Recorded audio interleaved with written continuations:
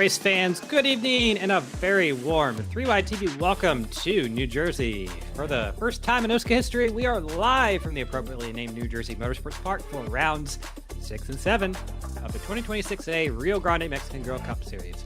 I'm Cameron Rich here in the booth with Carlos Acosta, manning the cameras as always. A couple track facts on the screen. We don't have a track map, it looks like, but 65 degrees air temperature, 95% humidity, overcast skies, 14-mile-an-hour winds. And, well, I would like to say it's a nice day for racing, but this is a tech track. Quick note for the viewers watching at home. This is not Chernobyl in 1986, but it is the aforementioned tech track. That means the circuit itself is fully drivable and laser scanned, but the environment and scenery around it are not fully finished yet. So all those little artifacts you see on the screen, the weird graphics, the lack of horizon and such, not a graphical glitch. That's just how it's going to be for tonight. For some history about this facility, it opened in 2008 in Millville, New Jersey, built on land adjacent to the old Millville Army Airfield. The park features 2 separate road courses, Thunderbolt and Lightning, which can host events simultaneously, something only a handful of motorsports facilities around the world can do. The main 2.25-mile, 14-turn Thunderbolt Raceway circuit, which we are racing tonight, takes its name from the legendary P-47 Thunderbolt fighter plane, of which roughly 1,500 pilots received advanced fighter training for in World War II, tying the track's name directly to the aviation history of the area. Last week in Mexico City, Austin Beers picked up his 3rd win of the season and a half one, while Noah Brown led a dominant Redux Racing 1-2-3 finish in half number 2, delivering the team its first victory since Homestead Miami Speedway last year. We'll look at the point standings here real quick. Austin Beers still leading the points by quite a bit over Noah Brown, now in 2nd, Eric Ziegel 3rd, Ty McIntosh 4th, and Daniel Gore in 5th. Dylan Gooden 6th, Dallas Myhan 7th, James Watson 8th, Zach Evans 9th, and Dylan Thomas rounds out the top 10. So we kind of see a little bit of a Team Fenceline Motorsports and Redux Racing duopoly in the series. That's kind of playing out a little bit there, and then the team points on the right there. Of course, Team Fenceline leads Redux, RK Motorsports, Binks, Team Watson, 3 Pedal Mafia, Rio Grande, Olivia Hammond Motorsports, Weekend Woodsman, and I believe that is Outlaw Racing there at the bottom without a start to their name yet. We have about a minute and a half left in qualifying here, and surprise, surprise, it is Daniel Gore on the pole currently with a 118.667. which is about a second faster than he ran in practice. He's about, we'll call that 6/10 quicker than current position number 2 driver Ty McIntosh with a 119.265. Daniel Gore, of course, the driver that has led about every single road course event back to about by the time he started in the league a couple of years back. And it's going to be a hard challenge to beat him tonight. Of course, Ty McIntosh, Darren Staff there in 2nd, 3rd. Noah Brown, his teammate, in 4th. James Watson, and if they're in 5th, all going to try to do it. But once again, just a hard task. That guy is very good on these twisty road courses. But 30 seconds left in qualifying. That is enough time for someone to potentially finish a lap up here. And we'll do our best tonight to figure out where we are on the racetrack. As we stated, there is no scenery or such like that. So it's just going to be kind of a guessing game of where we are. We can tell where pit road is. We can tell where the last corner is. It's a pretty fast little right-hander there. And with a big curb on the inside, we're right here at pit exit in turn number 1. So we can see a few of those things, but just going to be a little bit difficult to kind of place ourselves with the lack of scenery and environmentals here on this track. This is looking at the last corner right there. There would be a Subaru advertisement on that crossover bridge if this were a complete track, but you can kind of see it, yep, but it is not very much complete. I believe we had actually just finished up qualifying here, and Daniel Gore is on your pole. Standing start for tonight, so that'll be interesting there. Here's our grid. Daniel Gore, he starts in 1st. Ty McIntosh in 2nd. All Redux front row, no surprise there. Darren Staff for the RK Motorsports camp starts in position number 3, next to Noah Brown in 4th. James Watson starts P5 next to Eric Ziegel, the first Team Fenceline car here in P6. Number 7, another Redux car, the 7 of Ray Bracey in 7th position next to Zach Evans in 8th. Roberto Javier Gamera, who looked good in practice, he starts 9th next to Dylan Thomas in position number 10. Position number 11 is Dave Carpenter in the 71 next to Kynan Jones in the 85 car. Lucky number 13. That is Vic Bloom making his first start of the season and potentially only start. We'll see about that. Next to Thomas Capuano. 15th place, is Sam Boutwell next to Austin Beers in 16th. So he'll have a mountain to climb to get from that position up to the front. Adam Peeler starts 17th next to David Westgreen, 18th. Position number 19 is going to be Dallas Myhand next to Patrick Hahey. 21st, Ialcus next to Neil Rutt, and then it's going to be Santiago Aguirre to round out the field in 23rd. But we are underway here. Looks like a good start for the front. Ty McIntosh and Daniel Gore are going to be side by side here into turn 1. Gore has the preferred line, the inside there. He's going to take the corner pretty tightly there, hit the curb, and there he goes off into the lead. Now it's battle for second between Darren Staff and Ty McIntosh. Through the twisty section coming up here. It is all right-handers to start the lap. 1, 2, 3, 4, 5 of them, I believe. There's Dave Carpenter having a bit of an issue, but no damage on the car. It looks like just a self-spin there. Here's Ty McIntosh and Darren Staff going at it. Staff around the outside of what looks to be turn 5 or so, and Staff's going to lose 1, 2, 3 spots there and slide in right behind Eric Ziegel back in 5th place. So that was a bit of a suboptimal situation for them. Darren Staff having a bit of a degree in redneck engineering for tonight's race. He's got his wheelbase and everything taped to his desk. I believe he had a sort of a failure last week at Mexico City and has to kind of improvise a little bit there, but you can see all the little tape on his on the bottom of his camera there, and hope that holds for 2 laps or 2 halves here. First half is 16 laps, second half 32. And we shouldn't need any pitting here in this first lap. Fuel run is about 20 or so with these cars. So completing our first lap, Daniel Gore already with a 1.5 second lead over his teammate Ty McIntosh. And then James Watson has been able to get up to the 3rd spot. There's Ziegel and Staff following through currently. But trouble there for Ray Bracey out of turn number 1, it looks like. A little sideways, but not going to...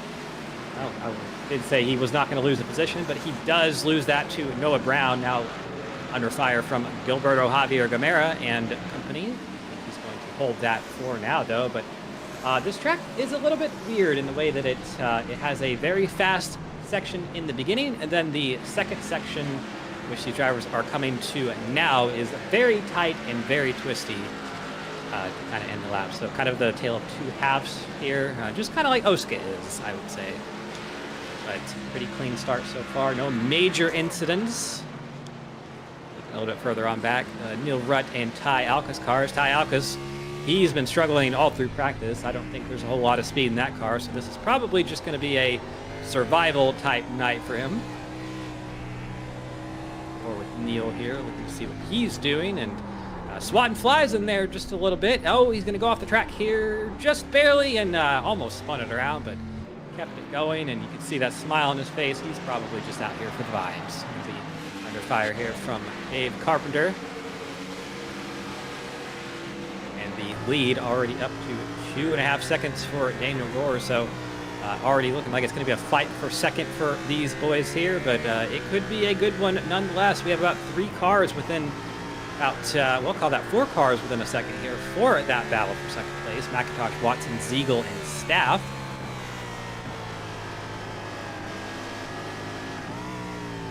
First part as we head into the twisties here of turn 5 or so. Ziegel looking inside of Watson. That becomes the outside in the next corner, so a lot of switchbacks here. And Ziegel's going to drive it in. He's going to drive it in too much. Out into the grass he goes, and that move's not going to work, but it was a valiant effort nonetheless.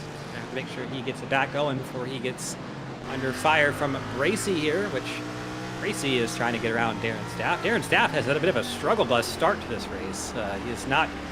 He was fastest in practice, has not had the speed of that 69 of Gore or really anyone else around him to start this race. So gotta be wondering what's happening to him. Maybe he's just out of his rhythm a little bit, and hopefully he can get back in there.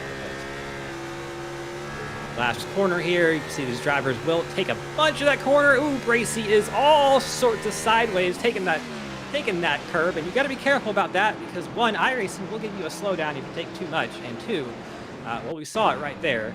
Ray Bracey just about lost the car, and that would have been a horrible wreck for him. Saw some issues there for Dallas Myhan, and then Neil Rutt goes off the track here and almost spins it out, gets it going again. No harm, no foul here. 15 laps to go, and already see at the bottom of your screen, Daniel Gore in the Danny G sponsored Ford. That car always fast at these road courses, and certainly once again tonight looking as good as he always does. Kynan Jones making up a few spots there. He's around Ray Bracey, or was around Ray Bracey for a second. Ty McIntosh with some issues. He has gone off the track and trying to get back on it. He is going to lose about 5 spots there in the exchange. Let's see what happened here. Definitely a big off. Something happened here. A little too fast into the corner, and well, so did James Watson, and James Watson actually kind of plunked him around there. So interesting little situation. Seeing 2 cars miss the corner, and then one of them ends up kind of booting the other out of the way. But not much you can do there if you're James either, because you also miss the corner, and brakes on stock cars don't typically work that well when you're in the grass or any sort of non-paved surface. So. Unfortunate there for Ty McIntosh. That moves Ziegel up into position number 2, and Darren Staff now into 3rd. So he's kind of getting those spots back just a little bit, but the time difference, 7 seconds back of. Oh, there is Santiago Aguirre. He is sideways there. I can't tell where that is. I think that's the back half of the racetrack. Sure enough, get it going again. No damage to him. So. A little bit of an oopsie and ego and tire damage, but nothing else here. Darren Staff looking racy on the 55 of Eric Ziegel. Ziegel out of the bounds there, and Staff's going to drive right on by. So almost too easy, he's probably thinking to himself, but now he's got 7 seconds down the road to try and catch that 69, which is a monumental task here after only 4 laps in this race right now. Not even really 4. Oh, Ty McIntosh is struggling. He is off the track here once again, and you can see in his face, is not the face of a happy driver right there. He is probably saying something like, "This thing sucks. It's not driving to anywhere where I like in it," and just kind of having a bit of a time here to start this race. But either way, it's a good time to kind of point out that we do have 15 cars that will be inverting for half number 2. So if he can keep in the top 15, he will increase his odds at a better starting spot pretty monumentally there for the second half. And currently, that would be Adam Peeler starting on pole for half number 2. A couple of big movers through the field right now. Aaron Evans has gotten himself up into the, well, let's see, where is he actually at? That is not Aaron Evans, that is actually Zach Evans. So Aaron Evans not in tonight's race, actually. Zach Evans has gotten up into the 9th position, which not a big mover, but Austin Beers right in front of him. He is a big mover, started 16th up to P8. That is your biggest mover of tonight, up 8 spots so far. And, Beers not someone we're going to expect to come out here to the road courses and really show a whole lot of speed or lead laps or anything like that. He's more of a short track guy, somebody who does well at the oval tracks, but has admitted that he can get out here and do something of note and keep his points lead. He's going to have a decent-ish run. So his second place driver, or his second place compatriot in points there in 5th currently, Noah Brown, after last week's win at Mexico City. Here's around Aaron Evans to start lap number 6 here.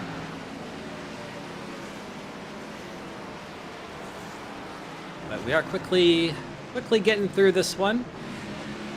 Aaron Staff has kind of kept the lead up to Daniel Gore somewhat consistent. It's hovered around 7 seconds.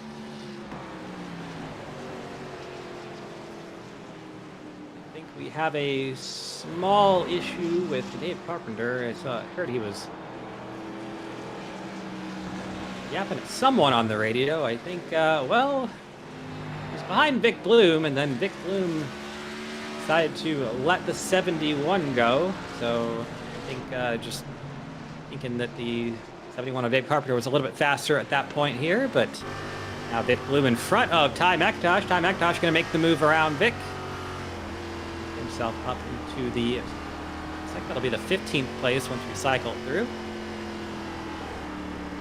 Actually going to be the 17th place, so excuse me, my racing timing has failed me once again, but that's all right. And I think, like we said earlier, Vic Bloom, he is the leader of, leader, owner, CEO, whatever you want to call, of OSCA, and making his co-owner of OSCA. Yeah, it's going to be making this one and only, I believe, start of the Cup Series season tonight. So happy to have him here.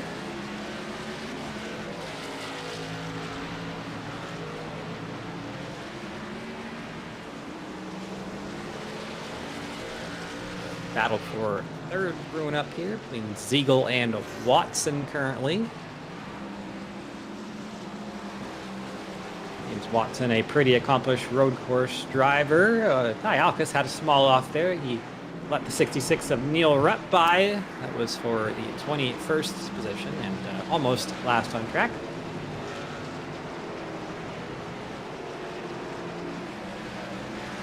Ooh, big off for Ty Alcus. He has completely missed the corner, and that is around the midpoint, I believe.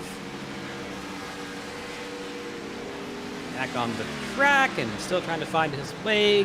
Shades of Kimi Räikkönen circa 2012, I believe Interlagos it was, and got it going once again. You can tell the driver of 89 probably not having too much fun here tonight. Another one of those Team Fenceline Motorsports drivers, known for their short track prowess. Not necessarily known for the road course prowess, and it's definitely showing here tonight. I'm sure these drivers are looking forward to getting on the plane and going to next week's race at Dover, which will always be a fun one. The annual Aaron Leinemann Memorial Race that we hold each year at that racetrack. And Dover. Oh, Austin Beers sideways. He's going to save it, but a little bit of a traffic jam behind him, including his teammate Thomas Capuano. That's going to net him a couple positions. Let Dylan Thomas on through as well, but trying to undo that with a pass back on the inside. Let's see what happened here in the replay. A little bit off the track. You saw the brakes lock up on that thing, and then into the grass, and 5 points to Mini Tyrell.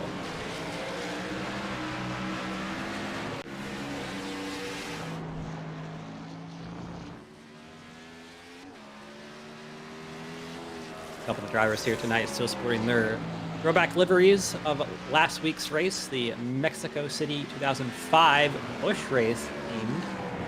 Which I can see David Westergreen definitely still has that on his. I see it on my end, so I think it might just, I don't know, it could be a thing. It might just have that, but it could be a trade and paints issue as well. Not a bad looking car either way. I mean, if you're gonna, might as well run a road course, I'd say. That was the theme of last week's race, was a real road course race. So. Bad one to do here. On board here with Aaron Evans. Excuse me, that's the cousin, not really cousin. They're not blood related at all, but we do call him. We do call them cousins. It's Zach Evans tonight. Right behind Kinda Jones, and not anymore. Kinda Jones goes off the track and gives that spot up to Zach Evans pretty easily there. So move Zach up into the position number 7.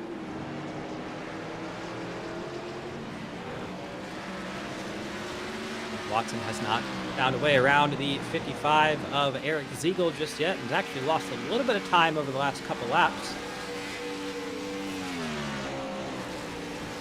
Eric Ziegel, we saw that he was a pretty competent road course racer last year. I believe he got a couple top 5s on the schedule. Road America comes to mind, where I think he got a 4th or so, but I'll double check that here in a little bit.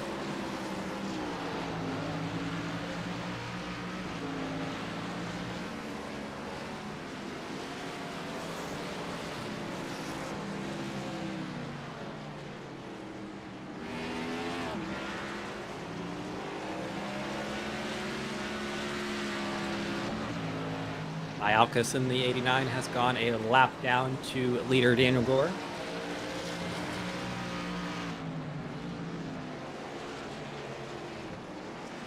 About 8.5 seconds, provided we can actually get that interval.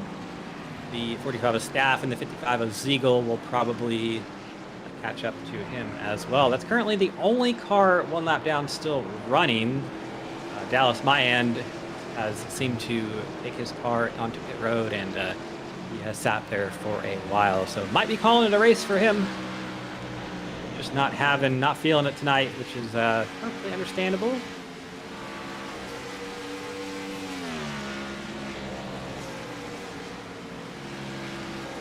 5 laps to go here at the New Jersey Motorsports Park for half number 1. And we're pretty much getting ourselves in position for the invert.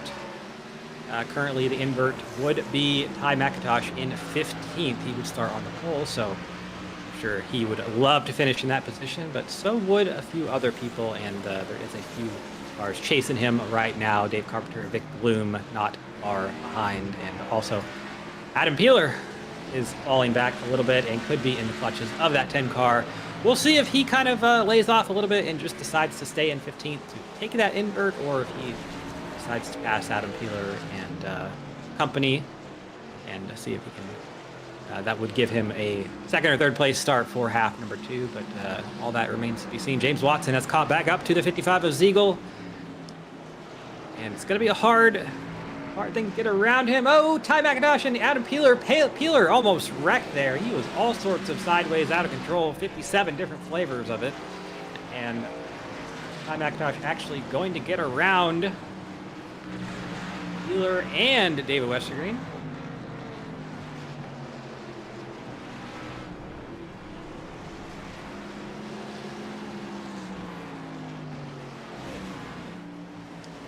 There's a little move there. Westergreen and Adam Peeler kind of having a bit of a slugfest here. They have kind of hit bumpers back and forth a few corners in a row, but all clean and green up to this point. Looking a little bit further on back, Thomas Capuano there. He's in the 9th position. Trying to get around Kynan Jones. That's Thomas Capuano's best buddy of several seasons over here in OSCA. And they've certainly never, ever, ever had any run-ins between them.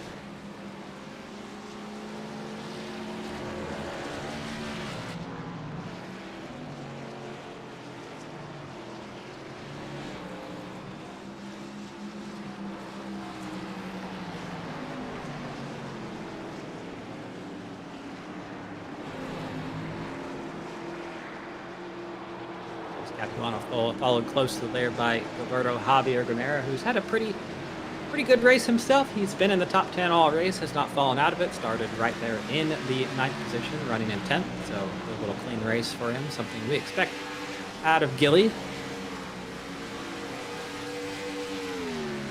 Only 3 laps to go here in the half number 1 at New Jersey, and it's quickly gone by. Daniel Gore's lead is almost 10 seconds over Darren Staff. So in case, or unless something biblically awful happens to the 69, I think we can notch him up for his first win of the season, but we don't want to call that just yet, because anything can happen, and it usually does, as per the famous quote by Murray Walker.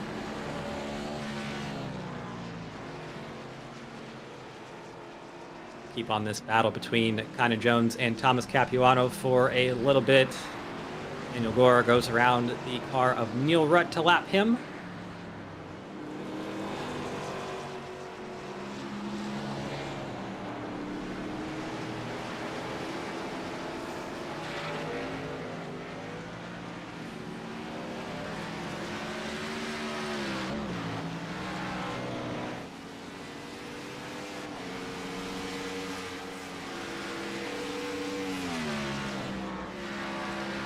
Much further behind at this battle is that 03 of Dylan Thomas, another driver who has kind of ran where he's been all race. Started in 10th, running in 11th currently, so not too much gain, not too much loss there.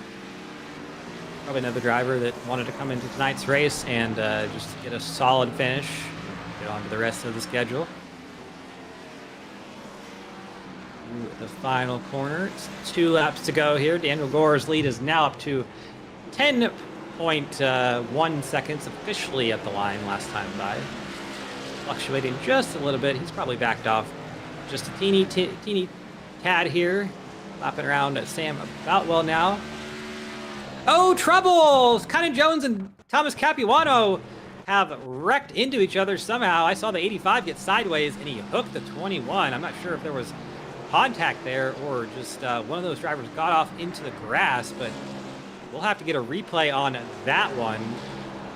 It's certainly going to hurt Tom pretty badly there on the positionings.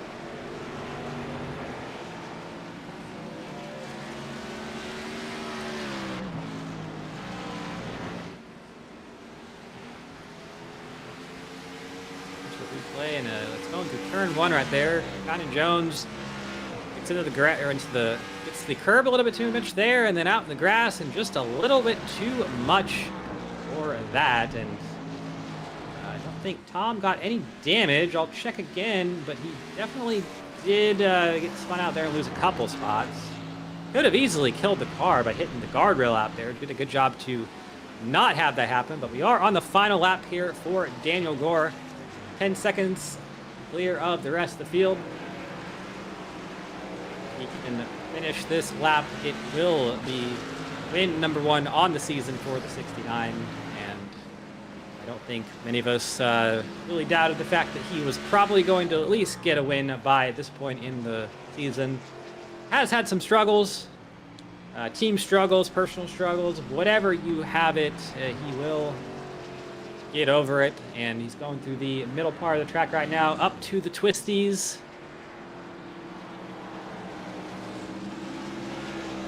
Part of the track feels like it goes on forever and ever and ever.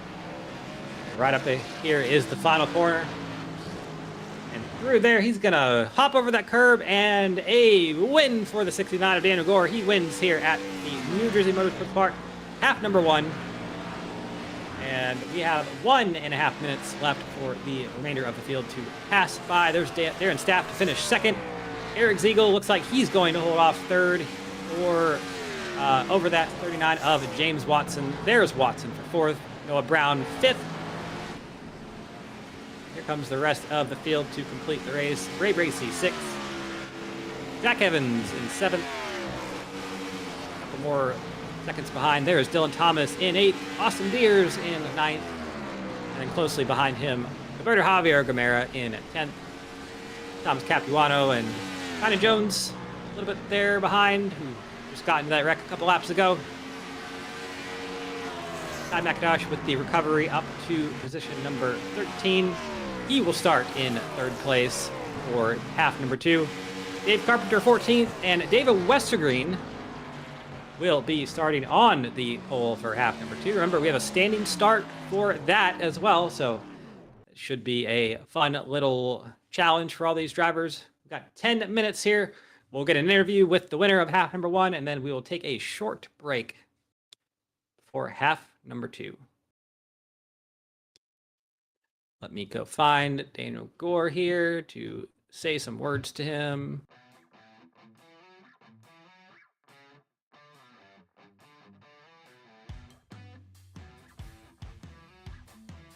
Before we do that, let's go ahead and go through the results. Daniel Gore is your winner for Redux Racing. Darren Stapp in position number 2. Eric Ziegel 3rd. James Watson 4th. Noah Brown 5th. Ray Bracey 6th. Zach Evans 7th. Dylan Thomas 8th. Austin Beers 9th. And Roberto Javier Gamera 10th. Thomas Capuano 11th. Conor Jones 12th. Lucky 13th is Ty McIntosh. Dave Carpenter comes home 14th. 15th is David Westergreen, your pole sitter for half number 2. Adam Peeler 16th. Vic Bloom 17th. 18th is Patrick Hay. 19th Sam Boutwell. Neil Rutt in 20th. 21st is Ty Alcas. 22nd, Santiago Aguirre. And then Dallas Mayan retired early from the event. Finishes 23rd and last in tonight's half number 1 of this track. So have to assume that he will show up in half number 2, but we will have to see if anyone decides to call it a night. But real quick, let's go ahead and get our winner. Let me actually pull something up here before I do that.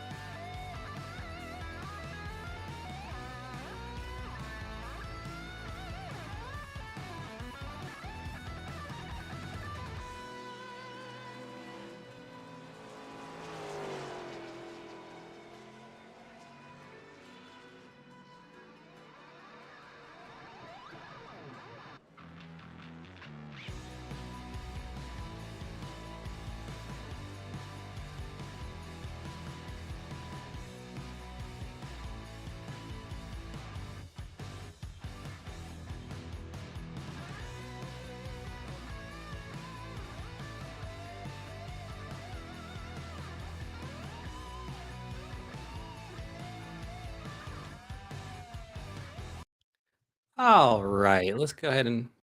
Oh, what?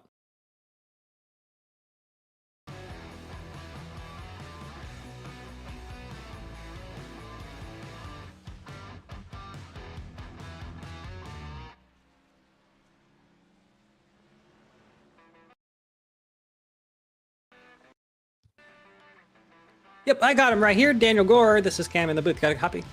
I do.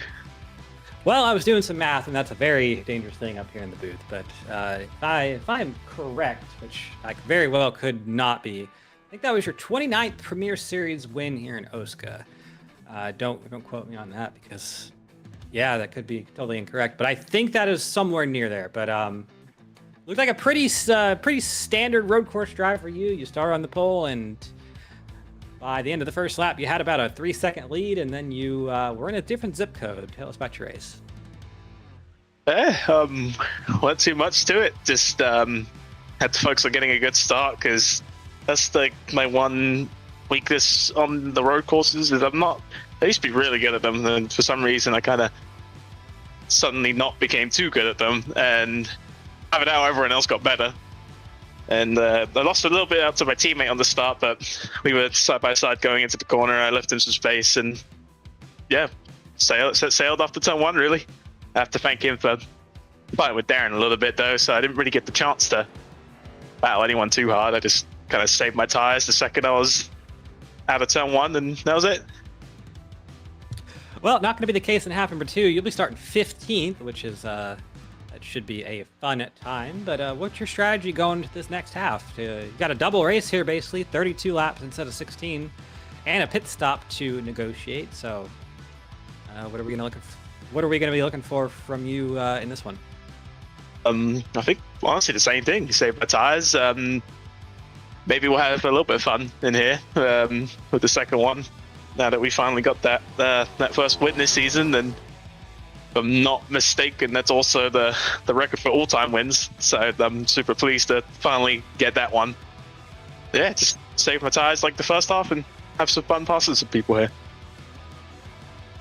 All right, well, I'm sure we'll be talking to you at the end of half number 2 if you can stay out of trouble. That tends to be the thing that gets some people here in half number 2 at the road courses. There can be some chaos here that can ensue, but like there's plenty of runoff and plenty of grass here to kind of go around for everyone. But before we let you go and get ready, any sponsors or shout-outs? Just the usual. Sister, Jordan, Sam, teammates, anyone who sponsors us, Free Wide, Nismo. Yeah, that's it. All right. Well, appreciate you talking to us. Good luck there in half number 2. Put on a show for us. It's always fun seeing the fast guys start in the back. So no bounty this time, but I'm sure we'll. Nah.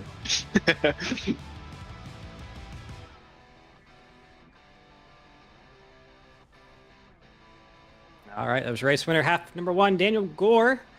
First win on the season, 29th overall, or 29th Premier Series win here in OSCA. And like he said, I believe that was the all-time wins record for himself there. So we will take a short break here before half number 2. We got about 3 minutes before the start of that one, and just a little quick stage break for the commentator.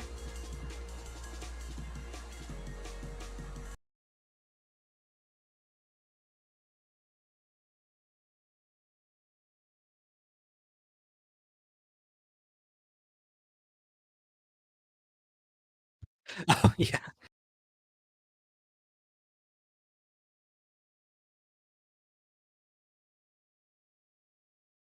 Oh no, you're good. I was doing some math over here, and I was like, oh god, I want to be right when I say this. I was because I knew that Daniel was like right there at the edge for like the win record or something. So I wanted to make sure that I wasn't like talking out my ass. But I will be right back. I'm gonna get her food, and we'll be back for half number 2. That actually wasn't too bad. It actually kind of flew by, so I like that.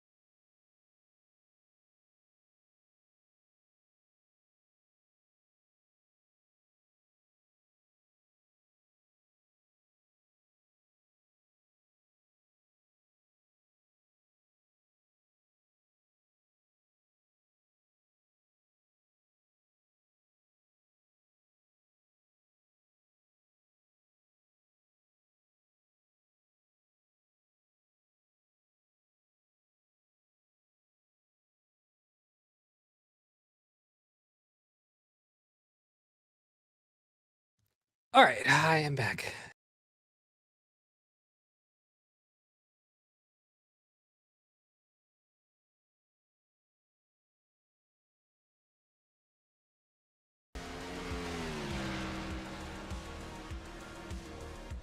All right, ladies and gentlemen, welcome back to the New Jersey Motorsports Park. We've just finished our warm-up period here between half 1 and 2, and we'll be getting half 2 underway.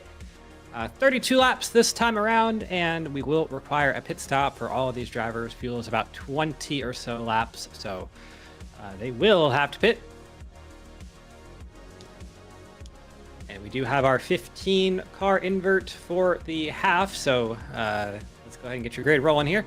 David Westergreen, he'll start right there on the pole on account of finishing 15th there in half number 1 next to Dave Carpenter in the 71. Ty McIntosh rolls off in position number 3 next to Conan Jones in 4th.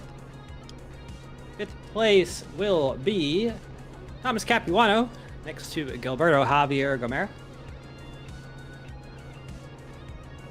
7th place Austin Beers next to Dylan Thomas in the 03. In 9th and 10th, it is the 6 and 7 cars.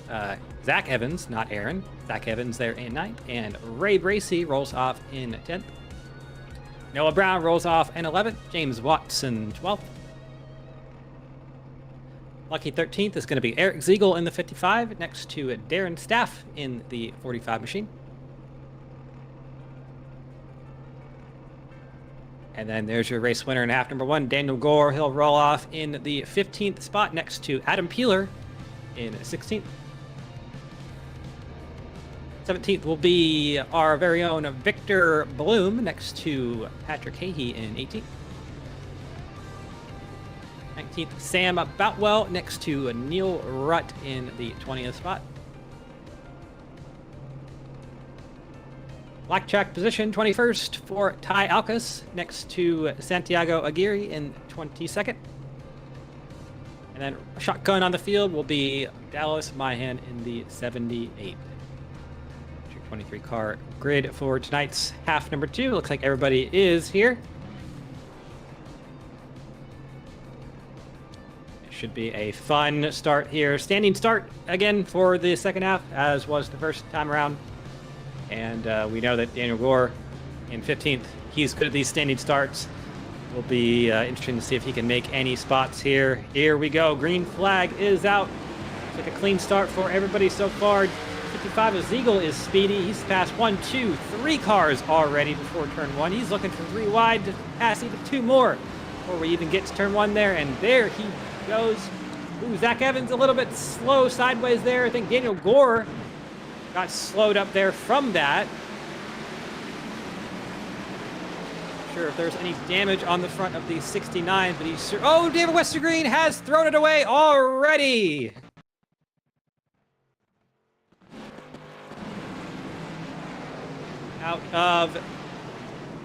Out of the race, I believe already will be the 9 of David Westergreen. I think he might have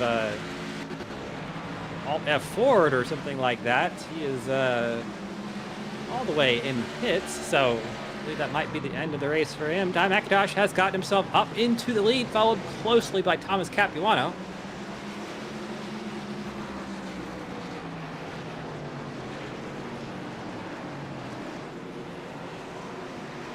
Already seeing a little bit of a split here. Eric Ziegel, the biggest mover of the start right now. He's got himself up into the 5th position already.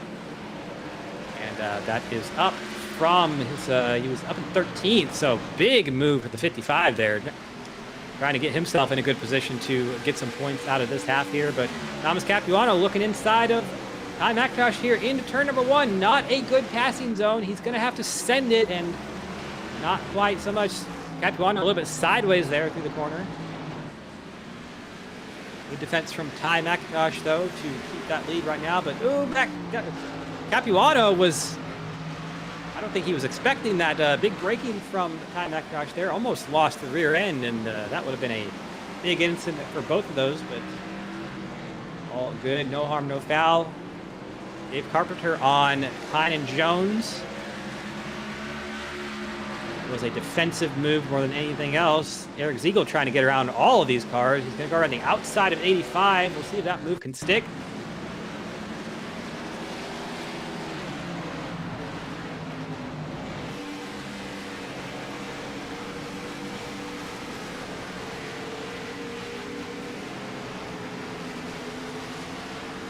appearing there's some issue there for Daniel Gore.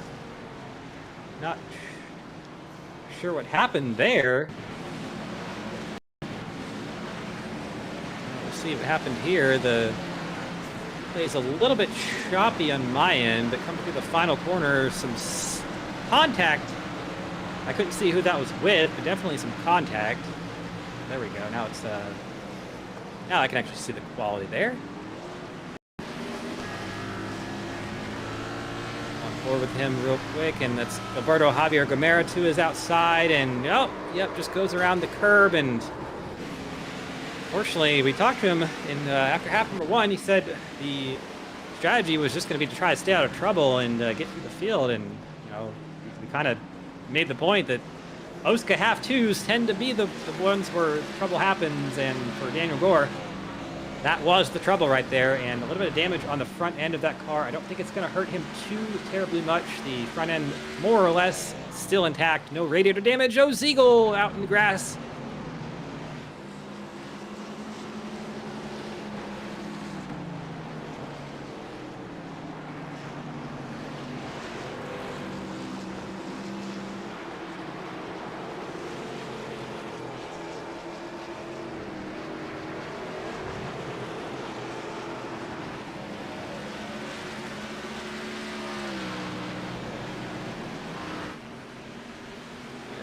That Westergreen actually had a share issue that ended his race, so it was that's an interesting way to get out of the race there. But Westergreen has retired. Santiago Aguirre might have retired as well. He's in the pits, not really moving, and Patrick Hahey currently the second or the last running car there in the field. But looking at the top five here, it is McIntosh, Capuano, Carpenter, Dylan Thomas, and Ziegel. Ziegel looking around Dylan Thomas right now. Patrick Hahey around. He is spun that machine out. The drivers in the back having a bit of a rougher time at this, but we'll go ahead and pull up Mr. Westergreen, or your pole sitter of the race, and he made a total of about 2 corners before everything went up for that machine. And James Watson a little bit out of the groove there.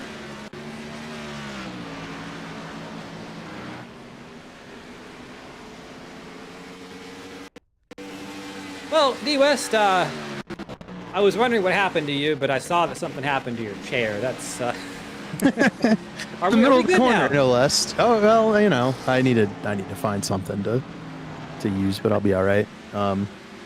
At some point I actually need to get one of these full on sim rigs that these guys have. I've just been using a desk chair or a beach chair or something, whatever I can find. They don't slide back at my desk, so maybe I need to upgrade in the old equipment department. But I wasn't expecting to stay up there for very long. I hate this stuff, and the fact that I was even up there to begin with was kind of hilarious. So we'll just I wanted to pop up here and keep you alive, awake, because I'm certain this thing is not the most thrilling of races, but there's been some good battles.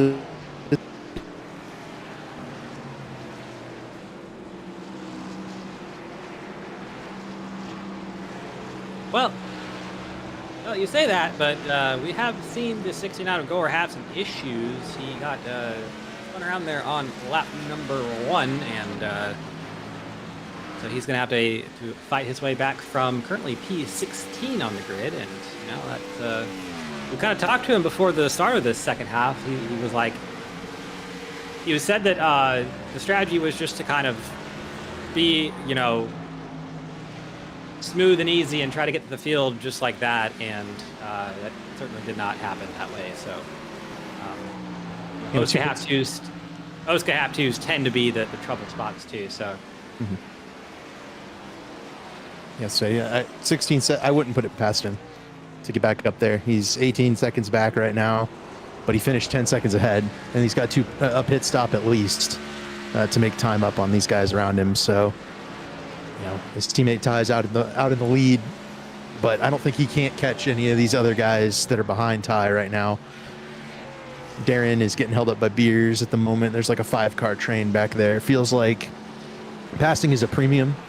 I felt like I was able to hold off Peeler despite being much slower at the end of that last race. So it's one of those things where this track's so narrow. There's only a couple of points where you can actually dare to make a pass without wrecking the guy.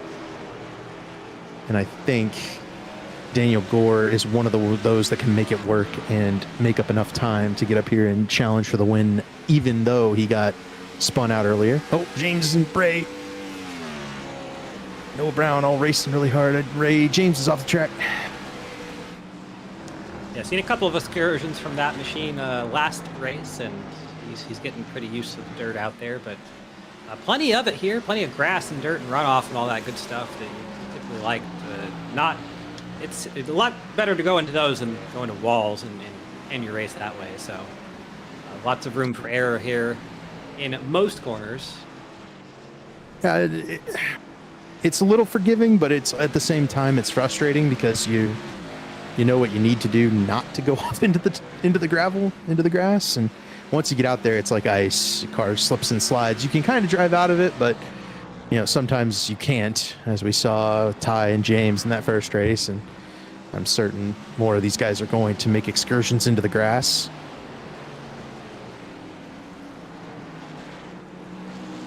The lead between McIntosh and Capuano is about 0.6 of a second. Tom has done a good job there, just kind of holding steady that gap. He's not someone we think of as a road course racer per se, and actually, historically in the past, has kind of been one of the vocal ones against these types of tracks. He's doing a good job up there, just kind of being in Ty's wake and maybe learning a little bit, you know? Sometimes just being behind somebody who knows it better than you do kind of gives you the feeling for it and shows you what you need to do. So Tom's doing a good job out there. That was my problem in the first half, was I got disconnected from the group that was helping me figure it out.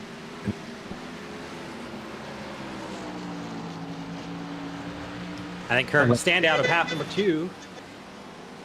Oh, a bit of a mic issue on your end there, but I think standout of half number 2 so far. Eric Ziegel there in 3rd position. He's gained 10 spots so far and made a rocket ship of a start.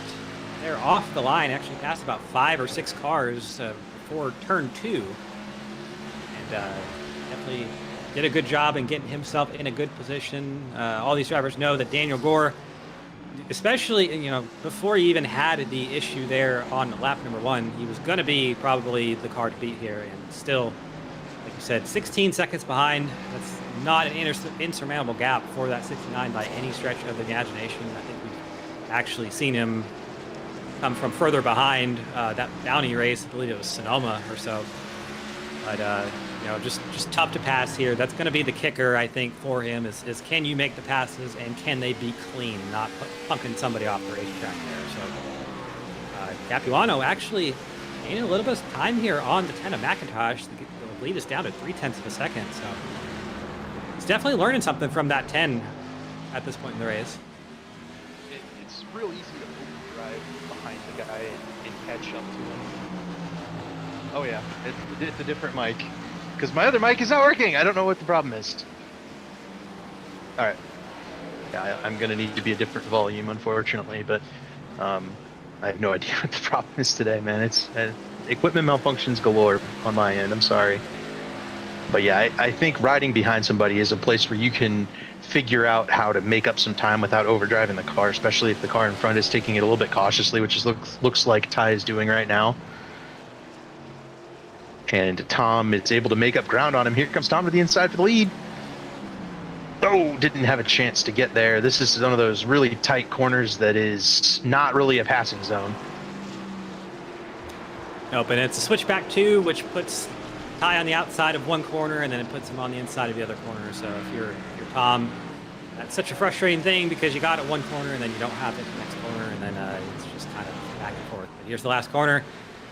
One kind of right over that curb, and oh, some contact. Wow, between those two. And Tom's going to try to make the move here down the front straight into turn number 1. He's going to have to outbrake the 10, which I think he's actually already got it right there. So let's see Yeah, let's Ty get- there, camera shaking wildly. He is driving that thing for all its worth right now. Oh, sideways. Ty is not having a good time, and Tom getting by, a little bit surprising. Let's see how Tom drive. Yeah, Tom's already got one wheel off the track. It's going to be tougher for Tom without the guide car in front of him right here. Off the track again goes Tom. It's a lot tougher when you got nobody in front of you. That's actually made Eric Ziegel. He's now second behind the leader right now. In right there, look at the back of Tom. Excuse me, I'm all over the place. The back of Ty McIntosh's car here. Join the club. It's been one of those nights.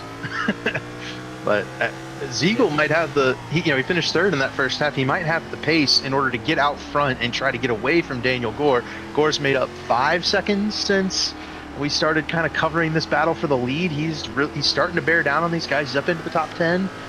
It's still going to be a battle for anybody to handle that 69 car when it comes down to the end of this thing. Absolutely. And they can all see that in their F3 box probably if they have it open. The relatives all there for the driver to see. And they're certainly going to be aware of that, but we also know that he's got 9 cars to pass to get up there, and not all 9 of those cars are going to be as easy to pass as some of the others. Particularly the teammates going to probably fight it out a little bit more. So he's got 3 of those in front of him right now. Ziegel really in the catbird seat. He's kind of been the smoothest up here. Uh-oh. I'm not... Is it me? It might be me. I don't see Gore anymore, but I think it's on my end, which just is another... Oh. Yeah, it's on my end. It's going to kick me out of the race, it looks like. Well, it's fine. It's fine for you guys, because I am watching Carlos's stream as well. Man, oh man, what a wildly frustrating night for the equipment in my household. The Tech Issues Grand Prix tonight here in New Jersey. Kind of goes with the atmosphere of everything going on. It looks like a wasteland out here. It looks like Chernobyl, 1986. Kind of nothing going on. Atmosphere kind of non-existent. No fans, no grandstands, no trees even. And it's kind of a spooky, gloomy looking place. But probably be a pretty decent track if they actually finished it up and got the other layout done as well, which we're at this is the Thunderbolt course. Yeah, we mentioned that in the intro. We also have the Lightning course, which is a completely separate track, not connected to this one at all.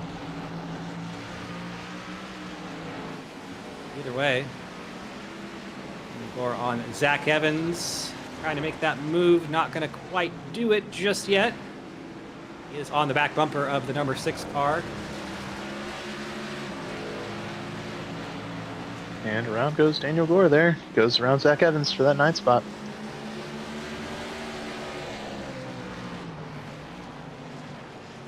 I'm curious.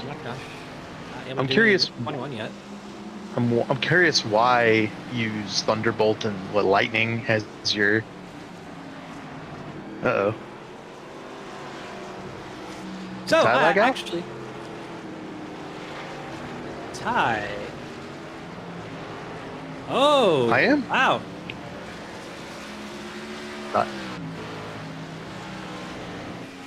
Yeah, I'm not sure what's going on.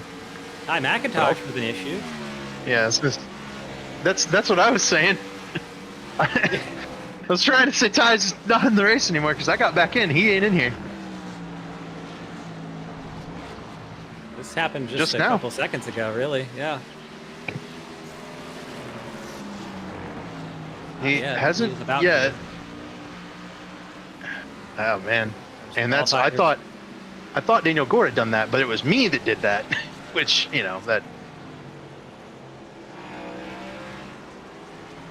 Wow. Quality is down to the 20s right now, so definitely whatever issues happen is might be a PC issue actually. I'll have to check back up on that, but definitely a big issue for the 10, and that is going to. There's the drop for Ty. There he goes. out of And to answer your second. question, D West, I actually did bring that up in the intro today as to why the track is called Lightning and Thunderbolt. So this actually is it used to be called Millville Army Air Force Army. No, actually, that is not correct. Millville Airfield, I believe. Because I had it in my intro here, but my intro's not up anymore, and Windows is going to not load it because it's Windows. Let's see here. Millville Army Airfield. So that's more like it. But this actually was the main training base for the P-47 Thunderbolt pilots back in World War II. So that's why the Thunderbolt course is named the way it is. And then Lightning comes from the P-38 Lightning, which was also stationed here for a couple of years. So a bit of aviation lore and knowledge there, which definitely I would love to talk about that with anyone all day, every day, but that is just how I am. And we actually have Ty here in the interview waiting channel. I'm sure he's gonna tell us what happened to him. So Ty, this is Cam in the booth. What happened? I wish I could tell you, dude. iRacing just locked up, and there was nothing I could do. I had no signs of anything, no struggles or anything. I was fine, and then it just froze up on me. So kind of unfortunate. Yeah, we were wondering if you had like a network issue or some kind of PC issue, but it sounds like it's kind of neither of those. It's probably an iRacing issue, which I mean, I think we've all kind of had those tonight here in the booth. D-West had one, I've had one, Carlos has had one, I think. So I guess we have a little bit of a club going on, but how are you feeling there? I mean, Tom had gotten around you, but you looked like you weren't really falling too far off him, just saving tires, or what's going on? Yeah, I was kind of just trying to let him do his thing, especially with the team fence line guys being 1, 2, 3. I kind of know the team point situation, and I literally right before that, I guess it's kind of karma. I had asked you were kind of okay, that happened. Yeah, there was like a lot of convo going on, and I asked if we could kind of keep the comms clear, because I was a lapse in judgment away from it being a 1, 2, 3 for team fence line, and kind of giving up the points there, and then it froze. So yeah, just not ideal. I felt like I had something for Tom. I was just kind of trying to take it easy and not make a mistake, and yeah, no. Apparently, I can't have nice things. No. Neither can I. I can't even use my good mic right now. It's all bad. So, it's been one All of those bad nights. for us here. Before we let you go and do whatever for the rest of the night, any sponsors or shout outs you want to bring up? Yeah, absolutely, man. Everybody at Redux. We kind of had a team meeting before tonight, and I feel like we're in a lot better place as a group. And just Weekend Woodsman, 3Y TV, Carlos for jumping on board on everything that I do. Thrasher's watching. I know Kelsey's watching. I think my dad might be watching. I'm not sure. Everybody at Redux, everybody that keeps us going, and everybody that hops on the car, especially Bojo. He does badass work on paints. Check out Quick Shifts. There might be one this week. I don't know if it is. It's probably going to be Silent Hill edition, the way that this track looks. But yeah, I feel like I found him, and that's what happened. But it is what it is. We will look to next week, wherever that is. I'm sure it can only get worse from here. Next week would be Dover. Oh yeah, okay. Well, maybe we're looking not. to next week. Dover's fun, Ty. We'll have a good time next week. I don't know, man. We might. I guess you're right. You never know in all those. Yeah. It's Dover, then New Atlanta, then Slinger. So New Atlanta. There Yeah, you no. go, Ty. That's the one. That might be a little better, but I don't know about Slinger or Dover. But I don't know. We'll see what happens. I just got it, man. I feel like I obviously made the mistake in half one, and then James tunnel visioned, and that just kind of made it worse. And then trying not to merge back into everybody because I don't know where the hell I was. And yeah, no, just not fun. But there's always next week. Well, there is always next week, and Lord have mercy, the 45 of Darren Staff so far up the track, he almost actually hit the end of the world there, so good to see him get back on the track, no issue there. But Ty, appreciate you talking to us. Tough luck out there tonight. Hopefully it gets better for you next week. Thanks, fellas. we've had a lot of pit stops since we were talking to Ty. Everybody from the leader on back hit pit road. The fence line guys are on pit road right now. Daniel Gore, Noah Brown, Darren Staff have all already been on pit road, and here comes Daniel Gore underneath Darren Staff. I'm not going to quite be able to do it this time around. Darren Staff, one of those drivers that's probably going to fight for that position for everything he is worth, just knowing how he races normally and knowing that 69 is behind him right now. So he's got a couple. Oh, Austin Beers slow, and Noah Brown in front of the 19. Oh, Austin Beers. Oh, he's around. He's gonna spin himself out there with that block. Yep. And oh, we got a piece of Darren. oh, He's still going around his Beers. Lord have mercy. Now, Cam, I'll tell you what Beers was thinking there. He wanted to stay. He tried to stay in front of Daniel Gore. He knew that was the primary contender. Just needed to slow him down a little bit, but he was focused on the rearview mirror and not focused on the corner ahead, and I definitely missed a couple of corners doing that in the first race. Very easy to do at this track because there's not really any braking zones, and when you're looking in the mirror, you're not looking ahead to the spot you kind of need to be at. Austin Beers moved over a lane, and uh-oh, that's the leader. Don't look now, but Daniel Gore just got in front of Ziegel. He is right there. I think that is going to put the provisional lead once we cycle through to Thomas Capuano, who is only 3 seconds ahead of Daniel Gore now. So, not only do we have Daniel Gore kind of just tracking everybody down, we also have everybody just kind of also giving it to him by going off the track. So, yeah, that's about right. Unfortunately, that puts Victor Bloom in the lead. I say unfortunately as a joke, don't kill me. We're just giving you a little bit of a riz here, but in his first and probably only start of the season, the unhinged leader of OSCA that likes this track, I believe, so I would like to probably see if we can get some kind of head scan done on this man, but either way, he is leading here tonight. I'll tell you, when we got into the rhythm of the race and started running, it wasn't that bad, but my goodness, it's real difficult to pick up, and I think that alone was not worth the trouble, because it's just disappointing. There's not a whole lot here, right? But the track itself, if you had, like you had said earlier, if you had grandstands and braking markers and some of those kind of key characteristics that make a track something fun to drive, you might have something, but not yet. Yeah, I almost have to wonder if somewhat of the reason that they haven't actually finished the surrounding area of the track is that literally right outside here, I mean, literally outside of the track bounds that have been drawn right now, there is an active airport.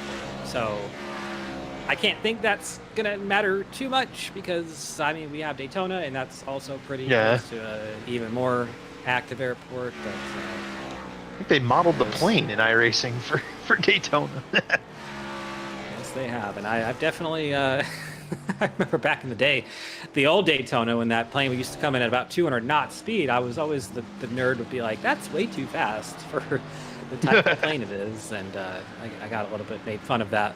I still get made fun of for that by some people. They should. They should make fun of you for that. It's okay. You're the one that's flying. Yeah. It's you get to endure it because you're the pilot. Yeah. So I did pay money. Cameron Rich. I'm just private pilot. There's Mick Bloom in the pits. He has there he goes. To do it finally, and that's going to give the lead to Thomas Capuano. And look right there.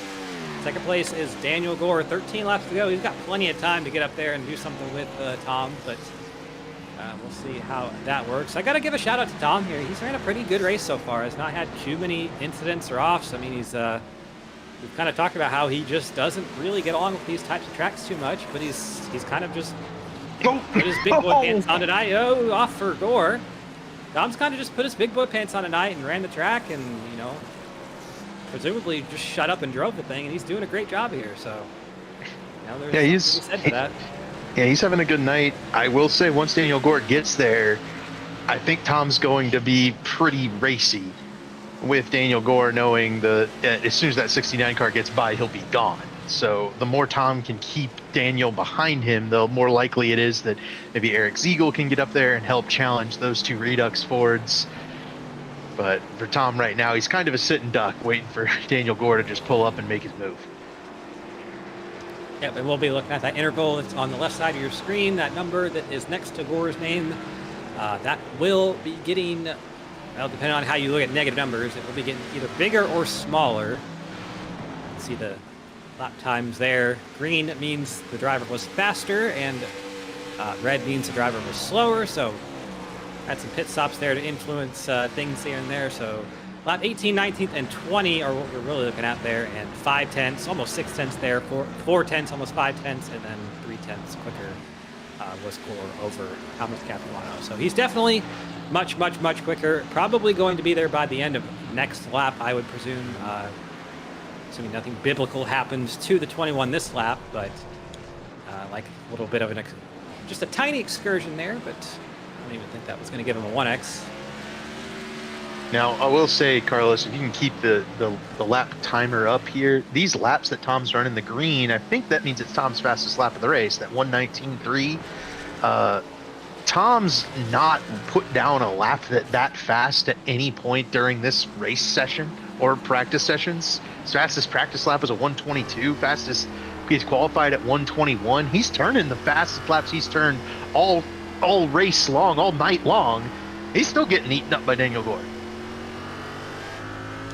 Definitely has found a little bit more speed in that 21, but like you said, I don't think it's going to be enough here. The last corner over the curb goes both of them, and that looks so uncomfortable as a driver. I don't know, maybe you can shed some light. Does that upset the car a lot when you hit that curve like that? No. Weirdly enough, it was slightly faster to hit the curb just because you could cut that piece of the corner off. It didn't upset the car, but if you didn't hit it right, it would be a little wiggly. It was way worse if you missed it and then hit the grass on the left side driver's lap. That's where it got much more squirrely and worse. But for the most part, cutting over that curb was something surprising that James Watson told me about, and I was like, oh, okay. Gave it a shot. It worked out, but for the most part in the race, I wasn't willing to use it. I was worried I would hit it and send myself skyward. We would love to keep the aviation history of this place confined to just that, keep it as history, and not happening to these race cars, which these need to stay on the ground, really, for I would agree. moments. I would agree. Yeah, as Tom is starting to fall back, and he is about to lose the lead, I want to just shout out this lap again that he ran at lap 19. Would have qualified him third in the race. Faster than Darren, faster than Noah, guys that ran in the top 5 in that first half. They're running him down right now. If when he gets passed by Daniel Gore here, this has been an unequivocally an excellent run from Thomas Capuano tonight. Very impressive.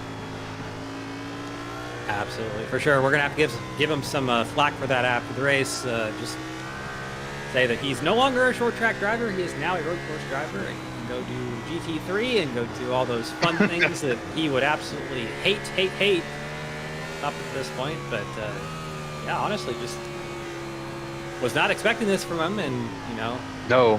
he is definitely shown a couple of road course tricks up his sleeve.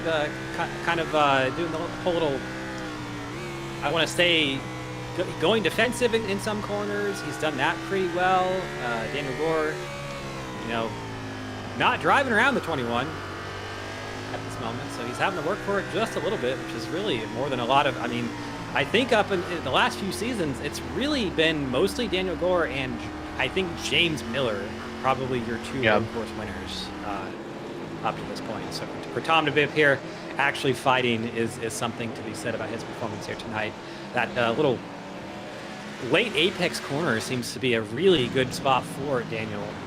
He's able to gain a lot of time there on Capuano, but just not able to do anything right now. He's right on his bumper, but he's gonna look. Tom, defensive. And overdrove it. And that's a tough spot, because I think Tom knew if he let Gore get underneath, it was over anyway. So he races defensive, but when you drive that, you've messed up your entry point. I like to enter way on the far left side of that first turn, and Tom was entering basically on that inside curb, and you're just never going to make the corner like that. Yep, and I mean, just a good performance nonetheless. He's a second behind. I wouldn't expect him to run the 69 back down, but we have seen crazier things in OSCA, and to quote Murray Walker once again, anything can happen in racing, and it usually does. So we'll keep that in our back pocket for the end of this race. But 9 laps to go. It has been fairly action-packed for what we were expecting here. Not been a cakewalk for the 69 driver. He has had to work for it a little bit more than normal, so he's up in the lead now. Quick recap of the top 10 as we stand. It is it's no longer Thomas Capuano leading. It's Gore, followed by Thomas, followed by Noah Brown, Siegel, Darren Staff in 5th. Zach Evans runs 6th. 7th is James Watson. 8th, Austin Beers. 9th, Ray Bracely. And then 10th is Dave Carpenter. Good run for him. Yeah, Dave started up in second and had a good run in the first half as well. Ended up 14th. I think he got spun out on lap 1, was able to rebound all the way there. He's a real life road course racer, though he races the Lemons cars, so those are not nearly as high horsepower as the ones we're currently driving here on the game. But yeah, I love that Dave is able to come out here and run good. He almost won one of them races last season at a road course at Suzuka. I think we had like an extra lap get popped onto the end of it, and Carp led the lap that should have been the final lap. Ended up getting winner's points, but still hasn't captured that first coastal win. And Carp's. I've been around the longest of anybody, but Carp's been around a long time, and he's run quite well and on pace for a good top 10. Carp probably some racing when I was still a fetus, so pretty cool to see that. I believe Carp actually runs Lemons here, if I'm not mistaken, at this very racetrack. So he's certainly.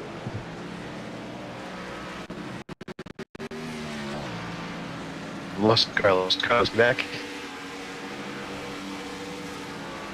Yeah. Been a wacky night. 7 laps to go. I do want to shout out Adam Peeler in 11th. My little racing buddy there for 16th in the last race. I don't know how much you guys might have caught of that. He and I had a good battle. I kept leading him astray, kept going off the track in front of him. He followed me off the track a bunch. But he is having a really, really strong run. Awesome job by Adam Peeler, and I'm hoping that he's able to keep that going, because he's having a really good run in there in 11th, and he's one mistake from like Carp or somebody up here from getting to the top 10, and that'd be a really impressive result. Adam Peeler, who is much like me, not a road course ace by any means. And plus, he's also in front of Big, so he just has to stay there to prevent Vic from getting another spot. All right. Yeah, my first race was very successful because we finished in front of Vic. Always a great shout there. And lead for Gore about a second and a half up to this point, so has not driven away into zip code over the 21, but, well, actually, I say that, I believe that just actually somewhat happened. Capuano lost a lot of time there through that last part of the track. It was 1.5, and now it's 3.5 seconds back for the 21. Easy to lose time here. It's also tough for guys like Sam Boutwell and anybody who's getting lapped as, man, Dylan Thomas loose in front of Daniel Gore. It's tough for those guys to get out of the wall. They're crashing Sam and Noah Brown. That's right out of turn 1, it looks like. And replay never lies. I think Sam got off track, Tom behind him. Tried to get back on track, and I don't know when he and Noah would have made contact. Right there, Sam's off track, but Sam realizes, I'm already away. Let me just get out of the way. Okay, yeah, Noah just went through there at full song. Sam was not running full song.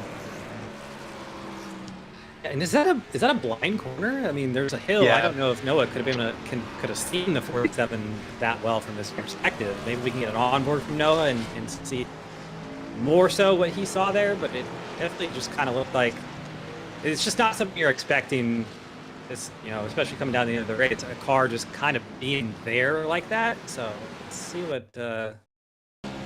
It's a very awkward spot for Noah coming up off that third corner, I think, and it is blind as you kind of rise up and make the right turn. And Sam was slow on the outside. He had been all fully off the track. He was trying to give way to those guys. He wasn't in the way or running into them or anything, but nowhere to go. Only so much track you can use to get out of the way. My hand. My hand. Yep, way out there. He found a way to get it back. Right. That is a battle, by the way, between my hand and Dylan Thomas for 14th spot. Tom Capuano's trying to get around those guys. Tom's kept it pretty close, too. This is a very impressive run from Tom. I'm going to keep saying that because Tom's usually in my zip code on these road courses, and tonight he is way past that. Yeah, really. I mean, a shout out to Team Fenceline, as they needed more of one this year, but having so many wins on the season at this point. But they're not road course drivers. Really, none of them are probably going to come out here and say, "Yeah, we love road courses," or even that they like them. But Eagle and Tom have had really solid runs here. Beers back there in 8th. Not sure if he's even got a top 5 on a road course in OSCA, but he's doing a good job here to kind of do what he can and keep the car on the racetrack. And, sometimes, I would say this about dirt racing too. Probably put myself in the same position that some of these drivers would say about road courses. Sometimes you just got to come out here and just do it and, shut up and kind of see what happens. And I think that's kind of what has worked well for some of these drivers, just to, just do it. And you can't get better if you don't do it. So kind of how I feel about dirt racing. I don't know anything about dirt racing at all, but the more that I do it, the better I will probably get at it. So, definitely come around on dirt racing. Maybe eventually I'll come around on road course racing, but it's the driver's fault. It's not anything else on my end, and that's why I don't have fun with it, because the driver, it's my fault that I don't have good fun on it. Oh, we have one out of the top 10. Who is that? Somebody fell out of the race because Peeler's not in the top 10. Is it Ray? Oh, it's Ray. Ray fell out of the top 10. He must have had an incident. Dylan Thomas, actually. Well, Ray made a very lengthy excursion, and Dylan Thomas has also spun. Ooh, into the wall. A piece of the wall. Ray made a very lengthy excursion outside. I believe that's turn 10. He is now 11th, putting Dave Carpenter in 9th and Adam Peeler in 10th. Big hell yeah on that one for the boat. Trying a new channel.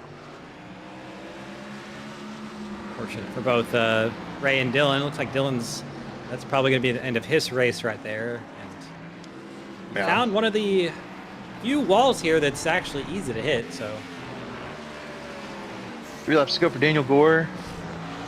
Tom, 2.5. He really has kept that gap really close. I keep praising Tom. I hate doing that. Incredible night thus far for Thomas Capuano. Ziegel is right there in 3rd, has a really good chance to get yet another podium for the Team Fenceline guys. Ziegel's been really strong this year, should be a championship contender.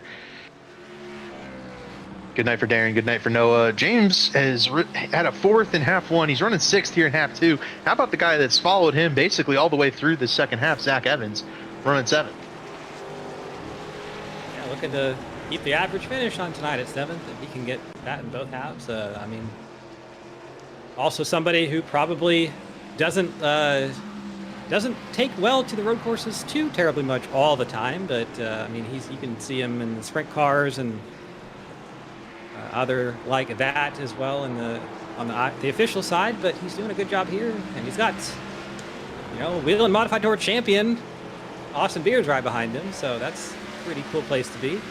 It's not even Austin Beers' top accolade. It's winningest OSCA driver, Austin Beers. This is far more important than whatever that other series is that he runs.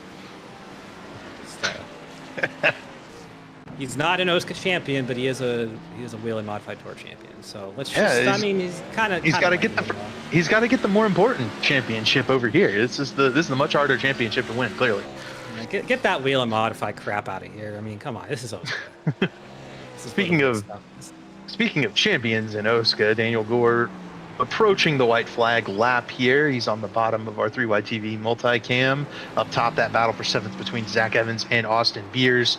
I do want to note Ray Bracey's gotten back into the top 10. Adam Peeler back to 11th, but it's not over yet. Adam, keep going.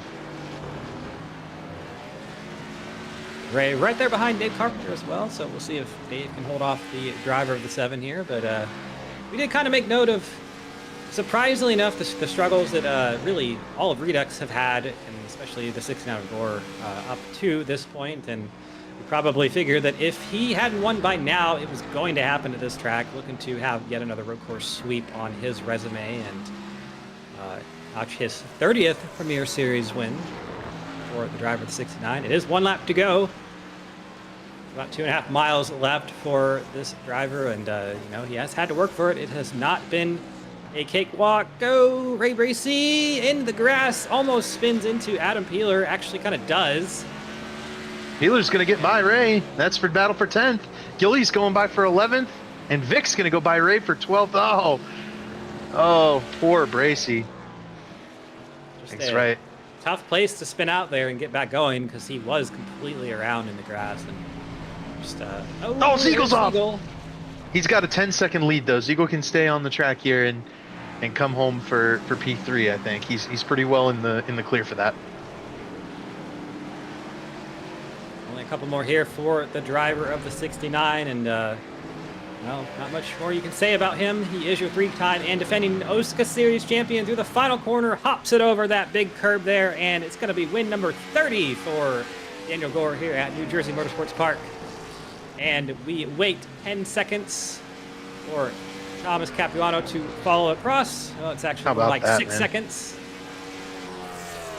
How about that? Eric Ziegel P3 again. Noah Brown gets in front of Darren Staff for the 4th spot. They had a battle there late. James Watson 6th. Zach Evans did hold off Austin Beers for the 7th position. Good run for Zach. Heck of a run for Zach. Dave Carpenter and Adam Peeler are going to get top 10s out of this. How about Adam Peeler? Got to give Adam Peeler the flowers on this one, man. What a great drive he has put together. As long as he keeps all 4 tires on the pavement, he'll be able to knock home a top 10 run. He's a few seconds ahead of Gilberto. He's clearly taking it easy because he's in such a great spot right here. Here comes Dave. And yet Adam Peeler off turn 4. He has got it. Top 10 for Adam Peeler to road course. How about that? Yeah, but we talked a little bit earlier in the season about Binks kind of being one of the more improved teams on this season. They said even themselves, they're here to fight. They are here to get wins and top 5s. And, well, you know what? It is a great run for both Zach Evans and Peeler, top 10s for both of those drivers here in New Jersey. And, hey, I mean, we got through this Chernobyl Grand Prix here with its awful looking atmospherics and all the laser scan dots and whatever the heck else is going on here, but My goodness. definitely another win on the series for Daniel Gore. And who would have thought we were going to interview 2 team fence line guys here at the end of a road course race? That's just wild to me. But either way, they have come to play this season for sure. The team fence line guys, they are not going to let any race go by the wayside for sure, and you see that here tonight. So You say Redux is having struggles like Redux hasn't won the last. Oh my goodness, that's a certified Redux moment there. You say that like they haven't won the last 3 halves. well, yeah. I think Fenceline has 3 now, and they have 3. So I guess we'll talk to Tom. Tom, how'd you? Oh, I guess you got in here because we're in the interview waiting, huh? Yeah, you are.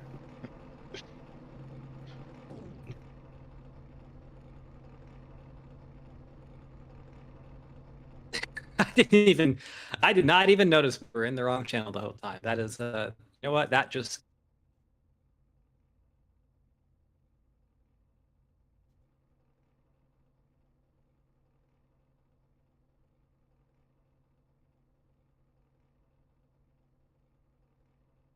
I think Well, we're good. Guess we can go and get these underway. You kind of seem to want to talk to Tom, so if you want to take Tom for our second place interview, I can more. I'll interview Tom. I'll give him an interview. Why not? All right. Well, let's get Mr. Ziegel up here first. Ziegel, a man, a few words. I would assume that he will probably give us about 10 of them overall for how his race went here tonight, and then we can get to Tom to tell him to shut up or something like that. But yep, I got him right here. Eric, you this is Cameron the Booth. You got a copy? Yeah, I got you. Well, man, that was a.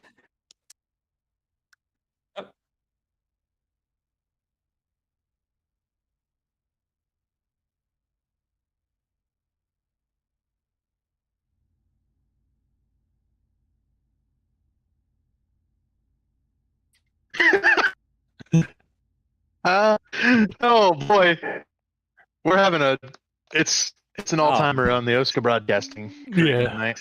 Oh my god. Are we good now? I think so. Okay. Okay. Well, Eric, you got to see how it's kind of been all night for us, but either way, it looks like it was a little bit smoother for you out there tonight. I mean, third and most halves here. Great run for Team Fence Line as a whole. We don't really expect road course prowess out of you guys, but you sure showed a lot of it tonight. Tell us about your night. Yeah, definitely a tough track. Very easy to lose focus around here, especially with no track not being completely finished, no foliage and stuff. But man, Tom ran a heck of a race there that second half, leading a bunch of laps, and then ended up holding on to second. 2 top 3s for me. I'm very, very happy. I usually just try to survive and get something decent out of it. Yeah, and you mentioned there the track not having any atmosphere or really anything else besides the actual surface itself. I would say, how did that actually kind of play into the way you drove? I mean, with the other cars around, you don't have your braking markers or braking points like you would elsewhere. How'd that kind of affect how you drove through the field? It was tough. I mean, I drove into tie pretty hard into the one right-hander, just because again, there's no braking points, and I'm doing it all sound where I normally brake. I didn't expect that, but really, you're just going off sound for all your braking.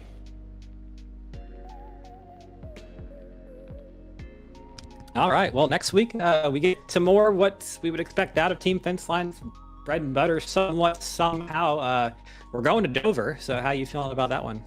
I mean, I love Dover. Just gotta save the tires there, and just of course got to be there at the end. I love Dover myself. That's one of my favorite tracks, and always glad to be able to honor Aaron Leinemann there at the Dover Motor Speedway for those 2 halves there. But before we let you go, Eric, any sponsor shoutouts? First, got to shout out my wife because I did forget her last week. So that's first and foremost, Tom Fence Line Films, Boston Beers. Ty Alkis didn't have the best showing, but we're working on him. Natural Design, and of course you guys putting on this broadcast, and Vic for putting it all together. All right, Eric, congrats on the 3rd place finishes tonight. Hope to be talking to you next week. Sounds good. Have a good night. All right, now with that, we can get Tom. I'm sure he'll have a lot to say about tonight. I'm sure he will. Wait, am I getting him? I thought. Yeah, I'll move him down here, and you can. I don't know if I have ability to move. I have ability in the other broadcasting series. I do. I do not have it here. Yeah, I got him. I don't have admin capabilities. Now we got him. Tom, it's David in the booth. You got me, buddy? I do. Tom, I'm not gonna lie to you. I am completely shocked with how you drove that second race. I have to ask who on earth was driving your sim, because it's not the Tom Capuano that runs near me on these road courses with excellent road course paces. How did you do that? Well, the big thing was, like the last, what was it, that second to last race of the season last year in these cars, when we ran them at the Daytona road course, really got a lot of laps in them. And kind of just learned, how these cars shift and all that kind of stuff, and how the car races on a road course. I really kind of got the car under me on the road courses. I'm definitely not, like blow anybody away fast, but like I got the car under me. And the great thing was that Vic runs the OSCA Light Series that races on Tuesday nights. That's free to enter for anybody who wants to try out.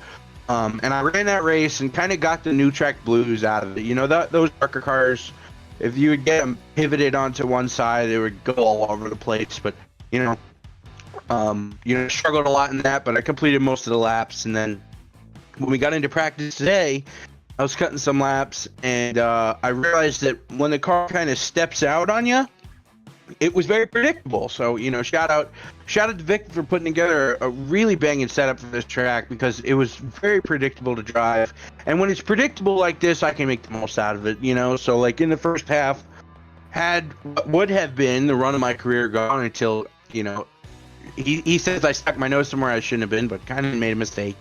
Went off the track a little bit and collected me by accident. No fault of his own. It was racing at a track that nobody has experience with. So, ended up being able to finish 11th in the first half. And the experience of kind of towards the end of that run in the car, and I gotta give a quick shout out to NOS energy drinks, because I had one when I left work today at like 8 something. And I drank it probably a little bit too late, but the great thing about NOS Energy is it helps you focus. So, I was able to truly lock in and really pay attention and focus and make my shifts. And, just like I ended up the season last year, I said tonight we're going to break out the Christopher Jr. car, because Mike is notoriously great racer on road course races. And, the USNE Power, Halmar Northeast, Mohawk Northeast Inc. Team Fenceline Motorsports number 21 was an absolute rocket ship tonight. And, I really just have to give a major shout out to Danny G. In the light series race, after I got lapped, I spent a couple laps following him around the racetrack. And I learned a few things just by, being behind him and kind of watching where he was going. And I, held pace with him for a few laps in the car and it's by myself out.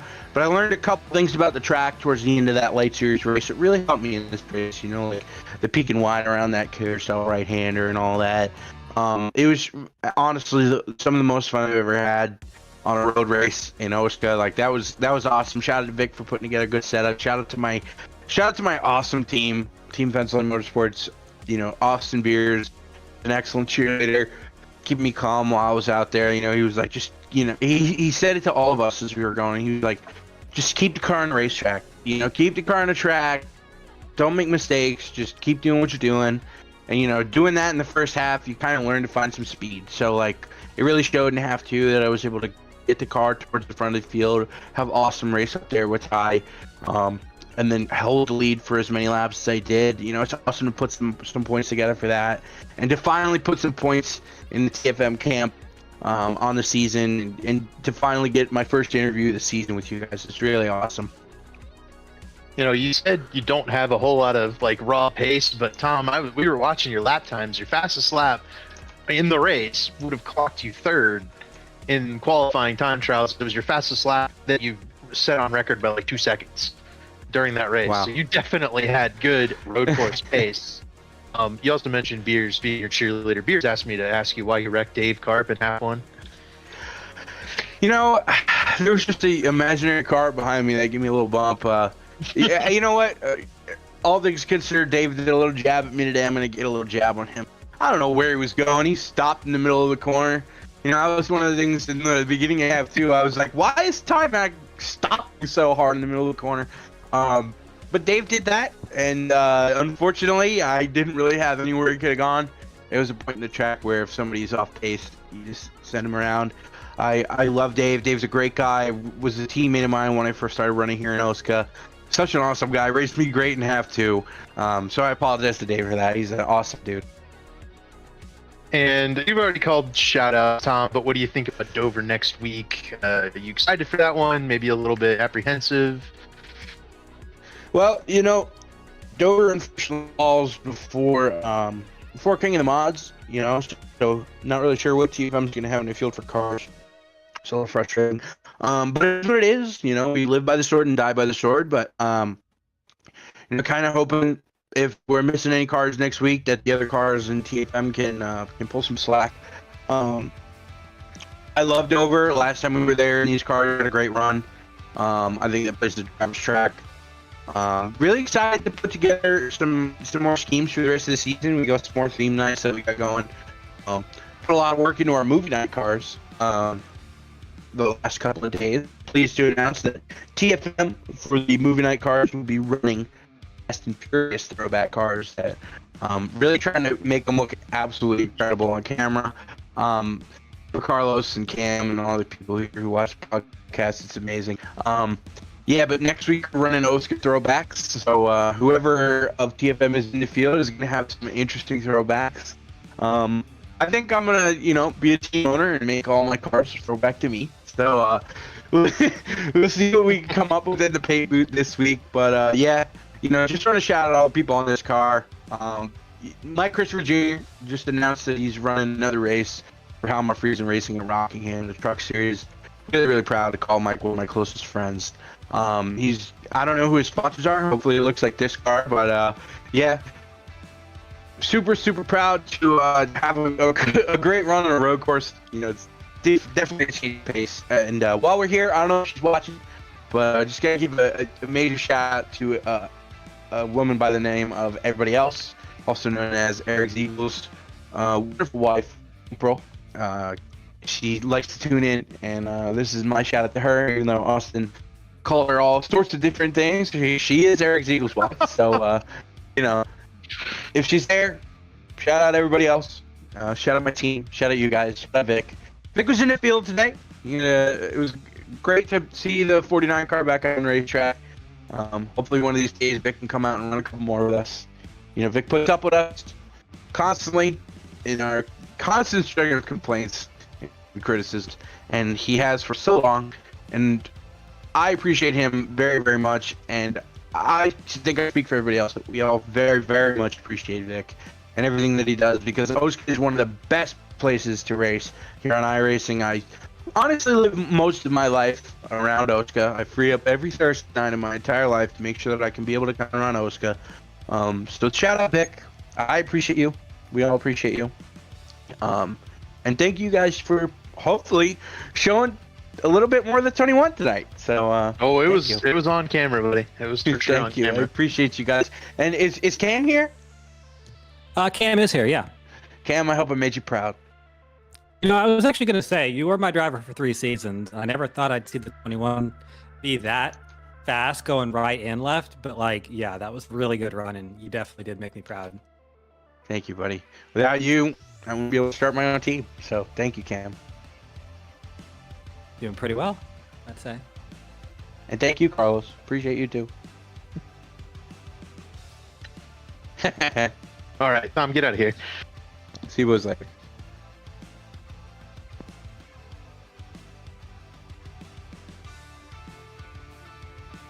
Well, I'll toss it back to Cam for the interview with race winner Daniel Gore.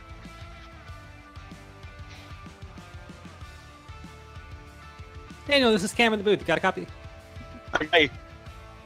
All right. I thought we were going to have to tell you to go get some dinner there for a sec.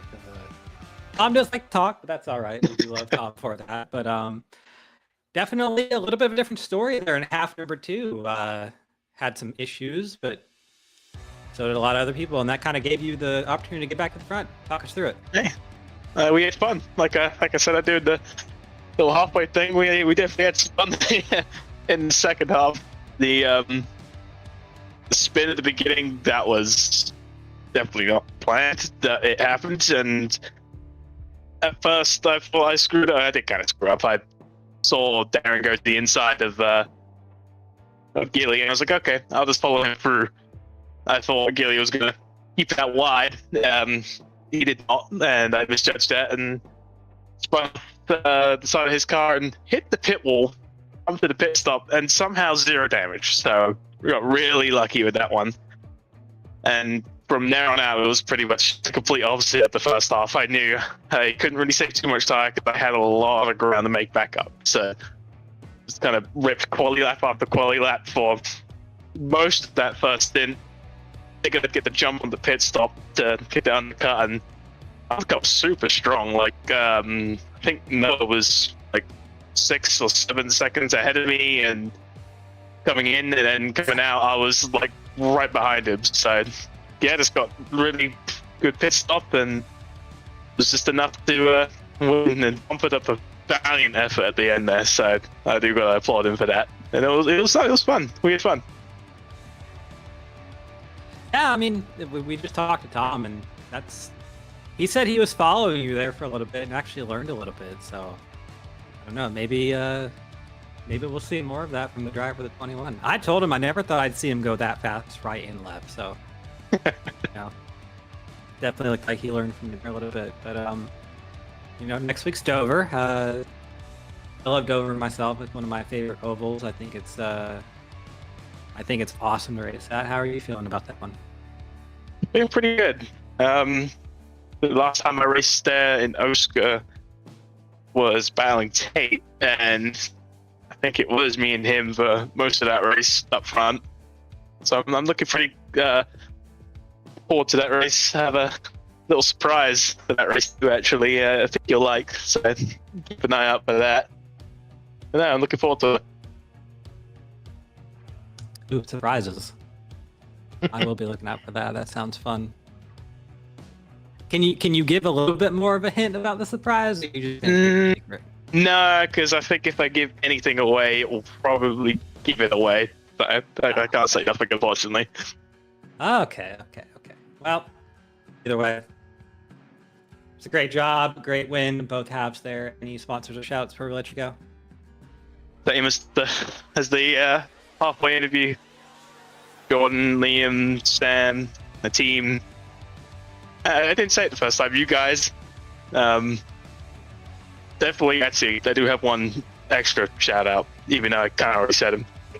I got to really thank Noah. Honestly, he's the whole reason I'm even racing today. My cooler kind of ate it yesterday during a different league race, so I spent most of the morning. He overnighted a new cooler for me, and I spent most of the morning putting it together and cleaning it back up. So really, it's Noah's the whole reason I'm even racing tonight. So thank him for that. And yeah. Well, you heard it here tonight, everybody. OSCA, you can blame Noah for the Daniel Burke loop. You can send your hate mail towards that way. But yeah, I mean, honestly, pretty awesome to have a friend like that to be able to get you out of a situation, a pickle in such a short time. So yeah, appreciate you taking some time to talk to us, and we'll see you next week. Thank you. All right, D West. That was pretty fun. I love me some road course racing. I hope the second half was entertaining enough for y'all at home between our issues and getting the second interview or second announcer in the booth. Hopefully, it was a fun one. And I don't know if we have results for the second half.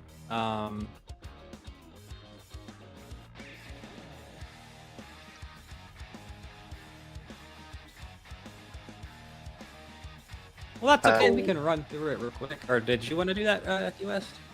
I could get them maybe. I'm trying to find them. I had them and I didn't click on the thing on iRacing. I'll find it. I think we saw the results. I think we can close the broadcast from here. Yeah, that's fine. Okay. Let me go ahead.